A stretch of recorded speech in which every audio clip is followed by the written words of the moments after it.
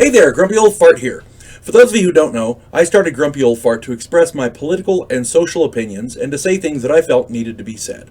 Unfortunately, YouTube started giving me strikes. As a hedge against this happening, I've created backup YouTube channels, Grumpy Old Gamer and Grumpy Old Ufologist.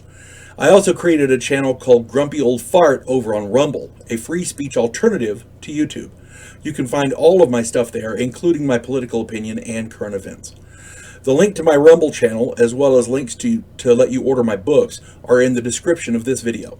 If you enjoy my content, please like, subscribe, share, and comment. I welcome your comments, even if you disagree with me.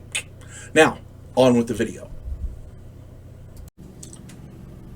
Hey there, Grumpy Old Fart here. I'm doing an Advanced Dungeons & Dragons advice video on Cantrips. In the Advanced Dungeons & Dragons game, there's a book called The Unearthed Arcana. In that book, there is a wealth of information relevant to the game. I look at the Unearthed Arcana as the completion of the player's handbook. If you don't have the Unearthed Arcana, I highly recommend that you get it. Along with a plethora of new spells for all classes, the Unearthed Arcana also lists cantrips for magic users and illusionists. Cantrips are minor spells that apprentice casters use prior to becoming first level. They are literally training spells, right? If your magic user or illusionist wants to keep some cantrips, that's cool. The book prescribes that a first level caster be able to substitute 4 cantrips for one first level spell in their book. What I do in my game is I allow them to keep their apprentice books and memorize 4 cantrips in place of one first level spell. Their apprentice book, of course, contains all of the cantrips. I can't see a wizard not getting an apprentice to study all of the different cantrips for the various different effects and as research tools. You see what I'm saying? You want to give your student as broad a range of skills as possible before they get to first level. That would be my take on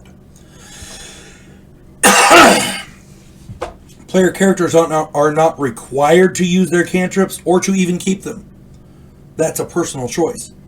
Read up on the casting of cantrips section on page 45 of the Unearthed Arcana. I have lost count of the number of players in my games over the years who have looked at the list of cantrips and frowned before turning their nose up at them. Cantrips are weak, to be sure, but many of them have their uses. These players who turn their nose up are missing out. They're not using everything they've got in the game. They're not making use of every advantage. Okay? Many of these cantrips are useful around the castle, the hovel, or the campsite. Many of them have uses as distractions. Person affecting and haunting sound cantrips will definitely distract an opponent. They're limited use in combat, though. Most illusionist cantrips are good for this as well, for the distraction aspect. You know, there's a bad guy and he hears a foot, heavy footsteps behind him. He's going to turn around. If somebody's, if the bad guys come in and they're searching your castle or your house, and they hear footsteps upstairs, holy crap, there's somebody here. They're either going to head upstairs, which will give you, which distracts them, or they're going to go outside. Oh no, there's somebody home. We got to get away, and they run away. If they're thieves, that kind of thing. Some cantrips, like Firefinger and Gnats, are actually useful in combat. Firefinger is ridiculous, especially if you have a water skin that's full of oil, maybe. You attack him with the oil and spray oil all over him, and then Firefinger. There are uses. These things have their uses.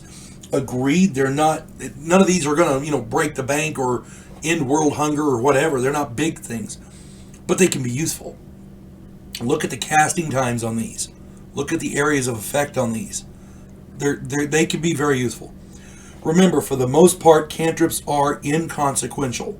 However, a good player will find ways to make any ability or spell, no matter how minor, into a game changer. Be a good player. Some of these cantrips are quite nice. Just read up on them and make up your own mind, but don't discount them offhand. Hope this finds everybody well. You folks have some fun playing Dungeons & Dragons, and have a good day. God bless one and all.